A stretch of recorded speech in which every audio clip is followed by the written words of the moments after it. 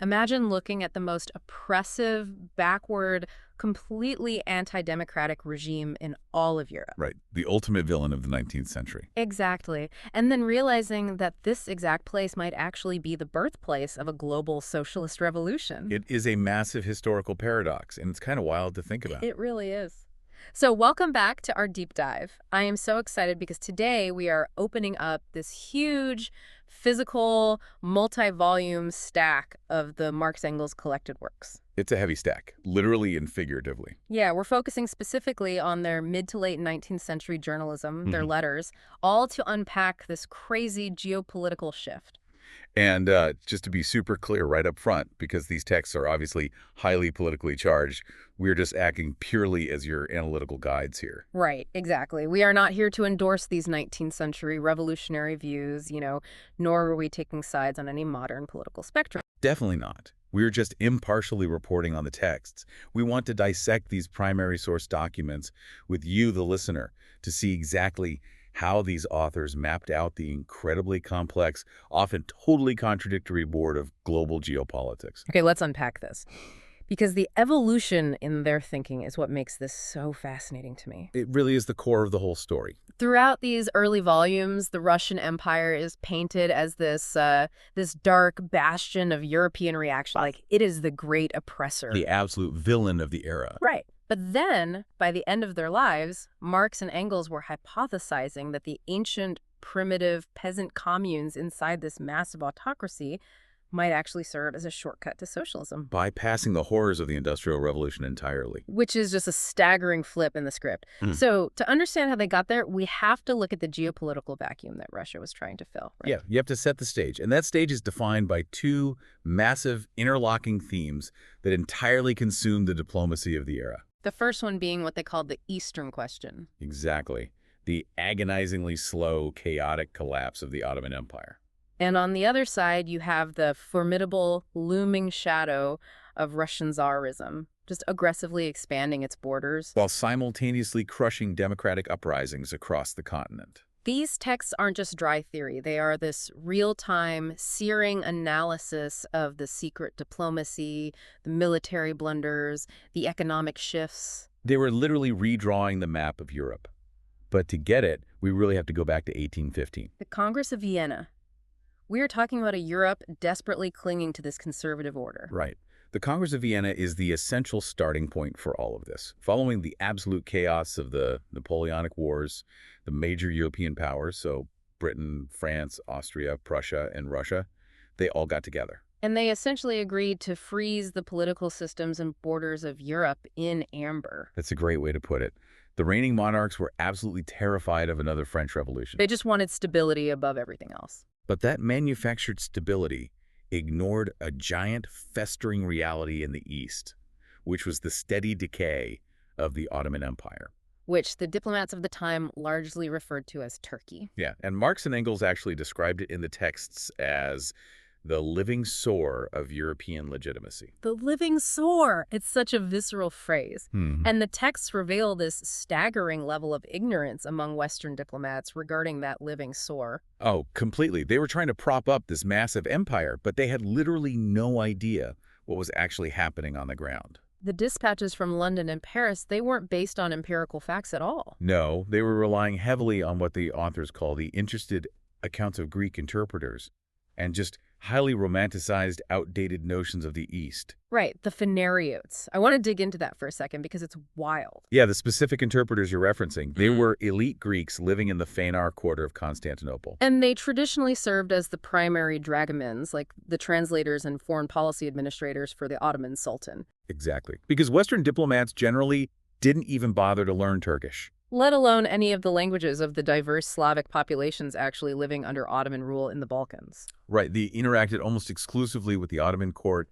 and these Phanariote intermediaries. So you have the most powerful empires in Western Europe making these existential geopolitical decisions based on filtered information. Paltry data. And deep-seated Orientalist prejudices. It resembled the Arabian Nights more than any actual demographic reality. And the reason Western Europe was so desperate to maintain that decaying system, despite not understanding it at all, comes back to the absolute paralysis of that post-1815 mindset. Yeah, the sources refer to these European statesmen as myrmidons of mediocrity, which is a great insult. It really is.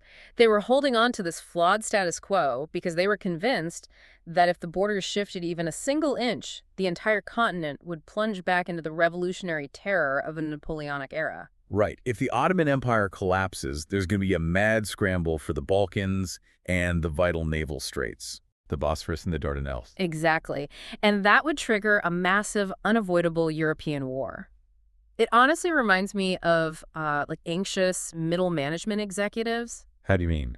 Like when they refuse to update a failing 40-year-old software system at a company because they are terrified the whole network will crash if they touch even a line of the code. That is a perfect analogy. The preservation of the Ottoman Empire wasn't about a love for the Sultan. It was entirely about maintaining the balance of power. Because those straits connect the Black Sea to the Mediterranean. Right. If a rival power took Constantinople, they could dominate Mediterranean trade and project immense military force. So Western powers, particularly Britain and France, adopted this sham defense of Turkey. They cloaked their desperate need for the status quo in this really high-minded language about defending international law and state sovereignty. And the authors of our texts completely rejected that narrative, didn't they? Absolutely. They saw the Ottoman Empire as a decaying, feudal obstacle to actual historical progress. They argued that defending the Sultan wasn't some noble preservation of civilization. It was actively trapping oppressed nationalities. The Southern Slavs, the Greeks, the Romanians. Right, trapping them under this dying administration. And instead of this artificial preservation, the texts propose a radically different revolutionary democratic solution. Which was allowing these oppressed groups to overthrow Ottoman rule entirely and establish a federal republic of Slavonic states. A federal republic of Slavonic states.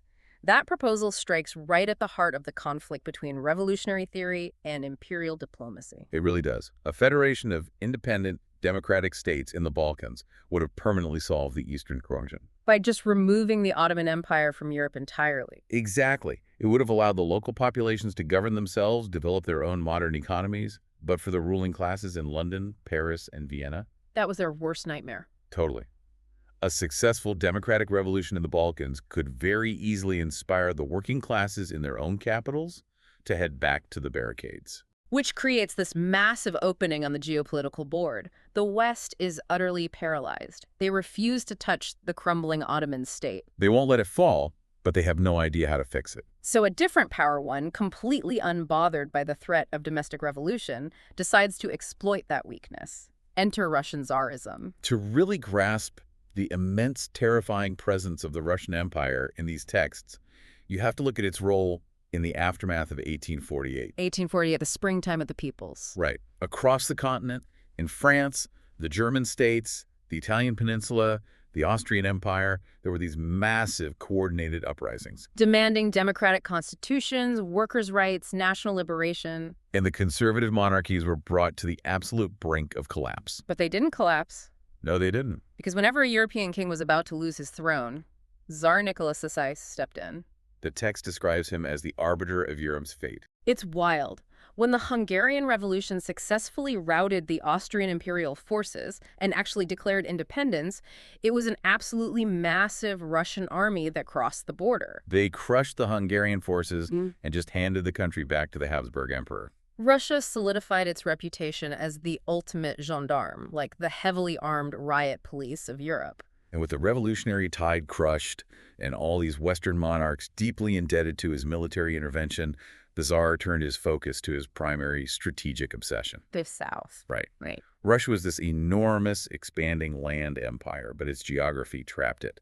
Its northern Baltic ports froze in the winter. So to achieve true European supremacy, to project naval power and secure global trade, they needed year-round access to the Mediterranean. And the only path to the Mediterranean was through the Ottoman-controlled straits at Constantinople. There is a quote in the sources where the Tsar refers to Constantinople as the key to its house. He viewed the partition of the Ottoman Empire not as this aggressive expansion, but as a geographic necessity. What is truly remarkable in the MECW's analysis here is that Russia didn't just rely on its massive, serf-conscripted army to achieve this. No, they deployed a diplomatic machine that the authors compare to a modern order of Jesuits. The modern order of Jesuits. The breakdown of Russian diplomacy in these volumes is just a masterclass in political analysis. The Russian diplomatic corps was highly sophisticated, it was calculating, and really unique in its composition. Because it was largely staffed by non-Russians, right? Exactly. You had brilliant, cynical operators like the Corsican-born Pozzo di Borgo. Or the German-born Nesselrode and Levin. Right. They were orchestrating the foreign policy, and because they weren't tied to domestic Russian political factions or public opinion, they could operate with this cold, detached efficiency. Their entire purpose was just to manipulate the deep-seated anxieties of the Western courts. I want to spend a moment on the mechanics of that manipulation because it is brilliant. It really is. They didn't just walk into London or Paris and demand territory. They weaponized the trauma of 1848. They operated this massive, ongoing campaign of divide and conquer. A Russian diplomat would go to the Austrian court and whisper, France is plotting another Republican revolution that will spill over your borders. You need a strong Russia to protect you. And then they would turn around, go to Paris, and warn that Austria was trying to build a Germanic hegemony in Central Europe. They just kept the West in a state of constant paranoid fragmentation. Furthermore, Russian diplomacy operated on the assumption that Russia had no genuine common interests with any Western power. But they systematically convinced each individual nation that their specific national interests magically aligned with Russia's goals. Exactly. They didn't ask British diplomats to support Russian expansion. They constructed these intricate diplomatic narratives. Narratives that led British diplomats to conclude that allowing Russia to encroach on the Balkans was somehow the best way to secure British interests in India. It was incredibly manipulative. Here's where it gets really interesting, though. I was reading through this breakdown of the diplomatic chess game, and a glaring contradiction jumped out at me. Okay, what about it? The British and French economies relied heavily on uninterrupted trade through the East. Russian control of Constantinople would directly threaten that trade. Right, it was obvious. Everyone knew the Tsar wanted the Ottoman territory. So if the threat to their national economy was so blatant, why did the Western powers constantly appease him? That is the pivotal question of the era. And the answer provided in these texts cuts straight through the facade of traditional statecraft. The authors argue that the Western bourgeois classes, the wealthy elites controlling the governments in London and Paris, feared a domestic working-class revolution infinitely more than they feared Russian geopolitical expansion. Their priority wasn't protecting their eastern trade routes. Their priority was protecting their domestic power and property from their own citizens. Because if the British working class or the French proletariat ever organized another 1848-style uprising, the elites knew their own domestic militaries might not be enough to stop it. They viewed the Tsar and his massive reactionary army as their ultimate insurance policy. They were entirely willing to sacrifice their national geopolitical advantages as long as it kept the Russian autocracy strong enough to act as the backup police force for global capital. Marx explicitly identifies this dynamic as the mean and abject spirit of the European middle classes. They were trapped in a contradiction of their own making. They needed to stop Russia from completely swallowing the Ottoman Empire, but they were absolutely terrified of actually damaging the Russian regime. They wanted to hold the Tsar back without weakening him. And that precise, paralyzing contradiction leads directly into the absurd, tragically bloody disaster that was the Crimean War. 1853 to 1856. England and France finally allied with Turkey to push back against Russian incursions. But because of this underlying fear of toppling the Tsar, the strategic execution of the war defies all conventional military logic. The text ruthlessly categorized the Crimean conflict as a mock war. A mock war. Yeah, it was a military campaign governed almost entirely by diplomatic anxieties rather than actual strategic objectives. Because if you genuinely want to cripple the Russian Empire, you strike at its vital centers. Exactly. Yeah. You threaten St. Petersburg. You march on Moscow. You arm the oppressed populations of Poland and encourage them to rise up against the Tsar. But a total war of national liberation was the exact opposite of what the conservative governments in London and Paris wanted. Because liberating Poland or marching on Moscow might actually break the Russian autocracy, removing the great gendarme from the board and sparking a wave of democratic revolutions across Europe. So the Allies deliberately constrained the conflict. They referred to it as a local war for local objects. They decided to launch their massive combined military might at this tiny isolated peninsula in the Black Sea, the Crimea. Specifically to besiege the Russian naval base at Sevastopol. By localizing the war to the extreme southern periphery of the Russian Empire, the Allies ensured they were only engaging the outer limbs of the Russian military apparatus. It was a highly calculated decision to bleed the Tsar just enough to force him to the negotiating table regarding the Ottoman borders. Without ever threatening his throne. It's like, okay, it's like a rigged professional wrestling match. A wrestling match. Yeah, where both fighters are desperately trying not to accidentally knock the other guy out. But they end up causing massive, tragic casualties anyway due to sheer incompetence. That is very accurate. The execution of this highly constrained strategy was a logistical and humanitarian catastrophe. Engels, who had extensive military knowledge, wrote these incredibly detailed analyses of the campaign, and he just tears apart the Allied command structure. Engels' military writings from this period exposed the deep rot within the British oligarchic administration. He called the Allied commanders strategical mediocrities and routine generals. These were aristocrats who literally purchased their commissions or received them through parliamentary patronage. They were entirely destitute of professional military science, like the famous Charge of the Light Brigade, where British cavalry was sent on a suicidal, pointless charge into heavy artillery due to just basic miscommunication. It's perfectly emblematic of the leadership, and it wasn't just battlefield tactics. The logistical failures were horrifying. The British War Department was so thoroughly corrupt and inefficient that they couldn't even supply their own troops. Soldiers weren't just dying from Russian artillery. They were dying in droves from cholera epidemics in the camps. Freezing to death in the muddy trenches outside Sevastopol because their winter clothing was just rotting in ships offshore. From starvation because the supply lines simply didn't function.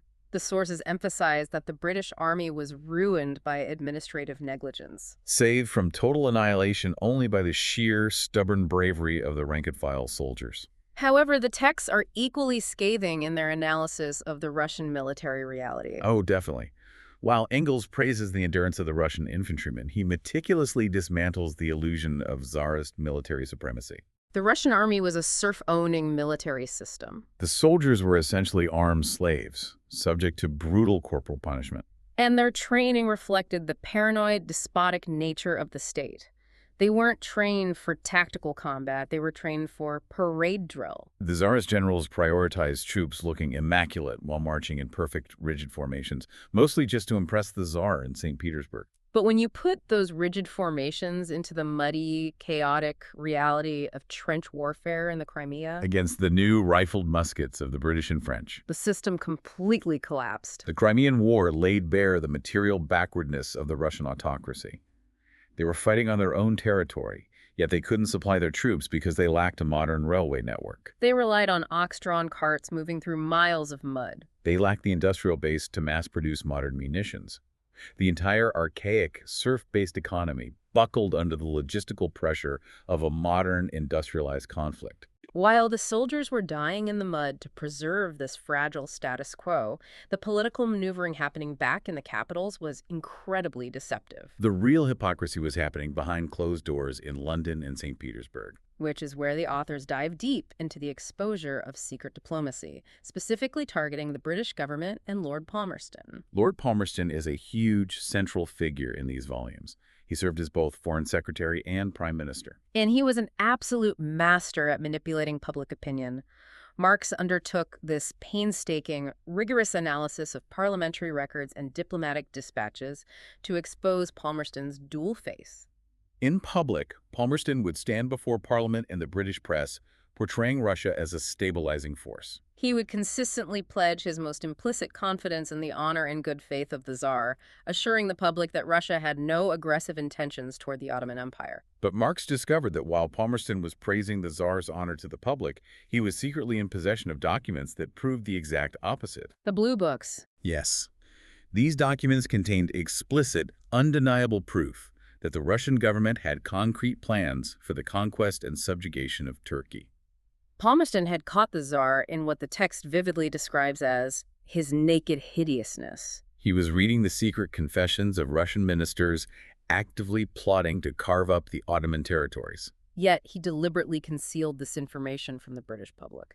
The analysis of the Blue Books, particularly the secret correspondence between the British envoy to St. Petersburg, Sir Hamilton Seymour, and Tsar Nicholas I, is highly revealing. In these exchanges, the Tsar speaks incredibly bluntly about the Ottoman Empire. He famously refers to it as the sick man of Europe and directly proposes how Britain and Russia should partition the territory upon its death. So, if Palmerston has the letters proving Nicholas wants to carve up Turkey, but he's telling Parliament the Tsar is an honorable ally, he isn't just a bad diplomat. No, he's intentionally sabotaging the British public's awareness to protect his class interests. He is prioritizing the survival of the Tsar over the strategic interests of his own nation. The English diplomats, as the texts show, engaged in what is described as abject servility. Instead of asserting British interests, they twisted themselves into knots trying to convince the British public that accommodating the Tsar was the British interest. You've just hit the core thesis of their diplomatic critique. The authors are demonstrating that the ruling classes will continually subvert national geopolitical advantages if doing so protects their domestic hegemony. The British bourgeoisie were entirely willing to let the Russian autocracy expand, provided that autocracy remained intact to deter any future working-class revolutions in Europe. Statecraft, in this analysis, is always subordinate to class preservation. But history doesn't always adhere to the rigged plans of diplomats. Despite the Allies' best efforts to bleed Russia without breaking it, the sheer logistical strain of the Crimean War proved fatal to the illusion of Tsarist invincibility. Sevastopol eventually fell. Russia was forced to sign a humiliating peace treaty in 1856. The war didn't just alter a few borders, it fundamentally shattered the internal foundations of the Russian state. The defeat was a catastrophic wake-up call for the Russian autocracy. The new Tsar, Alexander II, realized that a serf-based economy could no longer compete with the industrialized powers of Western Europe. To stave off total economic collapse and prevent massive peasant revolts, he was forced into initiating a series of top-down reforms. The most momentous being the emancipation of the serfs in 1861. The 1861 emancipation is a massive turning point. Over 20 million serfs were technically granted their freedom. But the texts are incredibly clear that this was not a genuine liberation born of humanitarian ideals. Not at all. It was a desperate economic restructuring designed to modernize the state just enough to save the autocracy. And the actual mechanics of the emancipation were brutally exploitative. The structural details are crucial here. The peasants were given personal freedom, meaning they could no longer be bought and sold. However, they were forced to buy the land they had lived on and work for generations from their former landlords.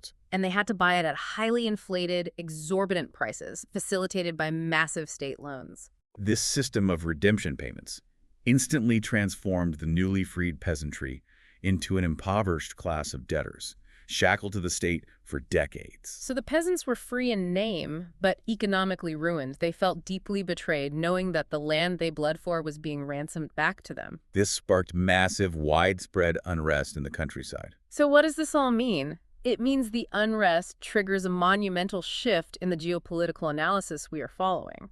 Marx and Engels look at this boiling anger within the Russian peasantry and realize that the entire script of the 19th century has flipped. For decades, their theoretical framework had operated on the assumption that a socialist revolution would begin in the advanced, industrialized nations, France, Germany, or England. And that reactionary Russia was the external monster waiting to crush it. But post-1861, as they watched the internal contradictions of the Russian state explode, they recognized that the center of revolutionary gravity was moving east. Russia, the former gendarme of Europe, was now pregnant with its own massive revolution. The ultimate villain was rotting from the inside, and this realization caused Marx and Engels to turn their analytical laser away from the diplomatic drawing rooms of London and directly into the communal fields of the Russian peasantry. They needed to understand how these people lived, how they organized their labor, and what their potential was. Which leads us to one of the most fascinating debates in revolutionary theory, the Russian peasant commune, known as the Община. As we move into the later volumes of the MECW, spanning the 1870s and 1880s, the focus shifts heavily toward Russian internal dynamics. Russian revolutionaries, intellectuals who were actively plotting the overthrow of the Tsarist state, began corresponding directly with Marx. The most famous interaction was a letter from a revolutionary named Vera Zasulich, who wrote to Marx in 1881. Zasulich poses an incredibly high-stakes theoretical question. She essentially asks, Does Russia have to go through the grueling, brutal, decades-long phase of capitalist exploitation to eventually reach socialism, just as Western Europe did? Or, because we have this massive pre-existing network of ancient peasant communes, is there a loophole? Can we use the Obshchina as a direct shortcut to a socialist society? It is a profound question about the necessity of historical suffering. Do we have to replicate the horrors of the Industrial Revolution, the child labor, the urban slums, or can we leapfrog it? To understand Marx's deeply nuanced answer, we have to establish exactly what the Obshchina, or the Mir, as it was also called, actually was. It was a system of communal land ownership that governed the vast majority of the Russian peasantry. The mechanics of the commune are vital here. The arable land, the fields and the pastures, did not belong to any single individual peasant. They belonged to the village community as a whole. The village assembly, usually led by the elder patriarchs, would periodically redistribute the farming plots among the individual families. They based this redistribution on the changing size of the families and their working capacity, trying to ensure everyone had enough land to survive and pay their taxes. But it is essential to distinguish that this was not pure utopian communism. No, there was a deep, inherent dualism within the Obshchina. The primary means of production. The land was earned collectively, but the labor was individual. Each family farmed their allotted parcel privately, and they privately owned their houses, their gardens, their livestock, their tools. The sources note that this kind of archaic communal ownership wasn't historically unique to Russia. Similar structures had existed at primitive stages of development globally. From India to the ancient Germanic tribes. What made Russia unique and what fascinated Marx was that the Obshchina had survived on a massive nationwide scale into the modern era. It existed contemporaneously alongside the explosive development of advanced Western capitalism. And Marx deeply analyzed this intimate dualism of the commune, this foot in the collective world and this foot in the private world. He argued that this unique historical position offered a breathtaking possibility. The hypothesis Marx developed was that the Russian commune could potentially appropriate all the positive technological achievements of the Western capitalist system. The steam engines, the modern agricultural machinery, the railways, the advanced banking systems. Without having to suffer through what he vividly called the Caudine forks of capitalist development. The Caudine forks. That is a brilliant historical reference.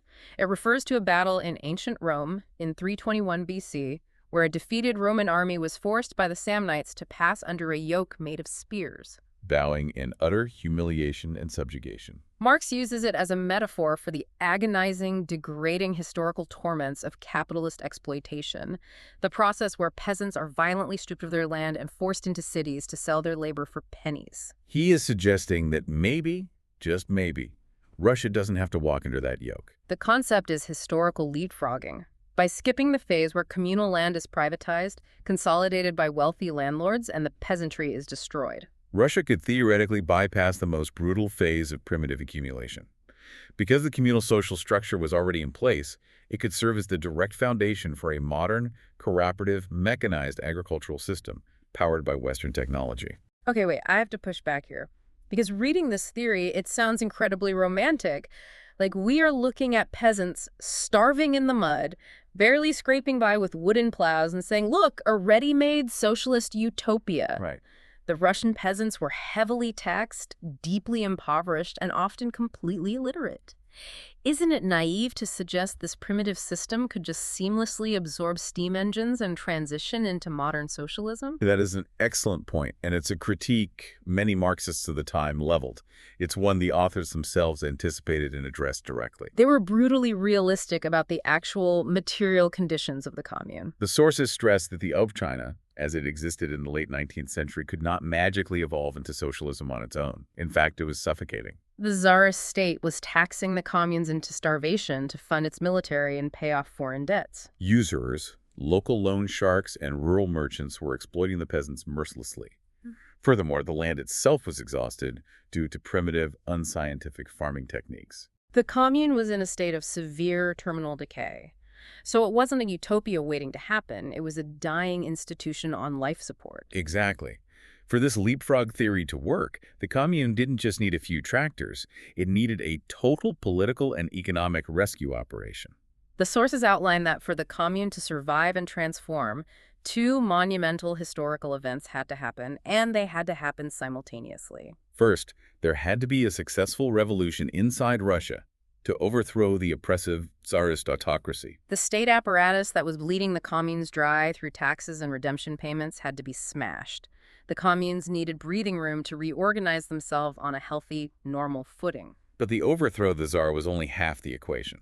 The second and absolutely critical requirement was a simultaneous, successful proletarian revolution in the West. Okay, if the Russian Revolution succeeds, why is their survival dependent on the factory workers in London or Berlin also revolting? Because an isolated, deeply impoverished Russian peasant commune couldn't magically invent modern harvesting machinery, build a railway network, or develop advanced agronomy out of thin air. They lacked the industrial base and the capital. They desperately needed the material, technological, and intellectual support of an advanced industrial society. But a capitalist West would never provide that support for free. They would just exploit the newly freed Russian market. However, if the workers in England and Germany seized control of their factories and reorganized their own economies for the common good, they could supply the Russian peasants with the modern tools and technology necessary to transition their primitive communal farming into large-scale cooperative agriculture. The fate of the Russian peasant in the fields was inextricably linked to the fate of the factory worker in the West. It is an incredibly elegant theory of global solidarity. If the Russian Revolution acts as the spark that ignites a Western revolution, they complement each other perfectly. The West provides the advanced technology and industrial capacity. Russia provides the pre-existing communal social framework, and together they bypass the Caudine forks. In 1882, Marx and Engels explicitly codified this possibility. In their preface to the second Russian edition of the Communist Manifesto. They stated definitively that if the Russian Revolution becomes the signal for a proletarian revolution in the West, so that both complement each other, the present Russian common ownership of land could serve as the starting point for a communist development. It was the highest hope of their later theoretical work. But the tragedy of history is that it rarely adheres to elegant theories. Which leads us into the final phase of our deep dive, the actual grim fate of the Commune and the rise of capitalist Russia. The leapfrogging theory was brilliant in 1882. But as we move into the 1890s, the reality on the ground shifts dramatically, and the window of opportunity slams shut. The historical variables did not align. The Western working-class revolutions failed to materialize. The capitalist order in Western Europe stabilized and expanded, leaving any potential Russian revolution isolated. And inside Russia, the Tsarist state realized that its survival in a modern, industrialized world required a fundamental economic overhaul. They could no longer rely on a stagnant communal agricultural base. To build a modern military-industrial complex, to build a grand industry, the state actively conspired to destroy the Upshina. The state needed to kill the goose that laid the golden eggs. If you are going to build domestic capitalism, you need two things: a massive domestic market to buy the factory goods, and a massive pool of desperate, cheap, landless labor to work in the factories. The communal system, where peasants basically produced everything they needed for themselves and shared the land, provided neither of those things. So the state deliberately enacted policies to fracture the commune from the inside. They systematically encouraged the privatization and commodification of the communal land. Through taxation and targeted agricultural policies, the state facilitated the rise of a small minority of wealthy land-owning peasants, the kulaks, who operated as rural capitalists. Simultaneously, these policies drove the vast majority of the peasantry into crushing debt, forcing them to sell their parcels and become propertyless wage earners. These ruined peasants had no choice but to flood into the rapidly expanding cities, providing the cheap labor necessary to fuel Russia's industrial boom. The social fabric of the village was intentionally torn apart to feed the factories, and we see the profound impact of this reality in Engels' correspondence in the 1890s. Marx had passed away in 1883, and Engels is left to observe this transition alone. He enters into a lengthy correspondence with a Russian economist named Nikolai Danielson. Reading these letters, you witness a deeply sobering, bitter intellectual admission. Engels realizes the dream of bypassing the Caudine forks is dead. In an 1892 letter to Danielson, Engels explicitly states that the Upshina must now be treated as a dream of the past. He acknowledges the unforgiving nature of historical development. Yeah. Because the advanced model of socialism was not available in the West to guide them, Russia was forced by geopolitical and economic necessity to develop its productive forces through the only method historically available: brutal capitalism. The human cost of that transition was staggering. The sources document the horrific famines that swept through Russia, particularly the devastating famine of 1891 and 1892. Millions of Russian peasants were starving, eating grass and bark. While the Tsarist state, committed to rapid industrialization, was still aggressively exporting grain to Western Europe to pay off its foreign debts and fund its railway construction. The transition to capitalism wasn't just an abstract economic shift. It was a physical trauma inflicted on the bodies of millions. Engels recognized the immense tragedy of this process, noting that capitalism in Russia would be particularly savage. It would bring all of the system's inherent contradictions, its cyclical crises, and its intense class conflicts, amplified by the despotic nature of the Tsarist state. Russia was actively walking under the yoke of the Caudine forks. However, utilizing the dialectical method, Engels also identified that this very process of destruction was creating a new historical force. By destroying the peasantry, the state was actively generating a massive, concentrated, deeply exploited industrial proletariat in the cities, Setting the stage for a completely different kind of revolutionary explosion in the 20th century. which, as we know, is exactly what happened a few decades later. Let's take a breath and look at the incredible arc of the history we've just unpacked. It is a massive journey. We started in the paranoid, smoke-filled diplomatic drawing rooms of London and Paris, where the ruling classes were so terrified of their own citizens that they essentially outsourced their security to the Tsar. We waded through the incompetence and tragedy of the Crimean War, a surgical strike that turned into a bloodbath. We watched the mighty facade of the Russian autocracy shatter. And we followed the authors as they searched the muddy fields of the Russian peasantry for a theoretical loophole in history. Only to watch that loophole close as the relentless machinery of industrial capitalism paved over the communes. The true value of this deep dive into the MECW lies in the methodology. These texts demonstrate how to look past the official narratives of treaties and kings. By rigorously analyzing the economic imperatives, the secret class anxieties driving foreign policy, and the shifting social structures of the lowest classes, they formulated a comprehensive, dynamic understanding of global historical movement. It fundamentally changes how you analyze geopolitical conflicts today. You stop looking at just the borders and start looking at what the ruling classes are trying to protect at home. Exactly. As we wrap up this session, we want to leave you, the listener, with a final provocative thought to mull over on your own time. Think deeply about that concept of leapfrogging. The idea that a so-called backward society could potentially skip a massive, painful stage of historical development by adopting the advanced technology of another society without absorbing its social miseries. We see modern iterations of this leapfrogging concept constantly. Developing nations today are entirely bypassing the immense infrastructural cost of laying millions of miles of copper telephone wire, leapfrogging straight to mobile cellular networks. Or entire regions skipping the construction of massive, heavily polluting fossil fuel power grids, moving directly to localized, decentralized solar microgrids. The technology allows them to bypass the older, messier stages of industrial development. So take this question with you. If the geopolitical variables had miraculously aligned in the 1880s, if the Western working classes had provided the technology and the Tsarist autocracy had vanished, could the Russian peasants have successfully leapfrogged the Industrial Revolution's darkest miseries? Can any society truly import the fruits of advanced progress without suffering the systemic exploitation that historically generated those fruits? Or is the agonizing experience of the Caudine forks, the painful, destructive toll of societal and economic transition, a toll that every civilization in one way or another is ultimately forced to pay? It is a question about the nature of progress itself, and it is just as relevant to our modern technological transitions as it was to the agrarian communes of 1881. It absolutely is. Thank you for taking this massive deep dive with us into the diplomatic chess, the secret correspondence, and the revolutionary theories hidden within these historical volumes. Keep questioning the official narratives, look for the underlying economic causes, and above all, stay curious.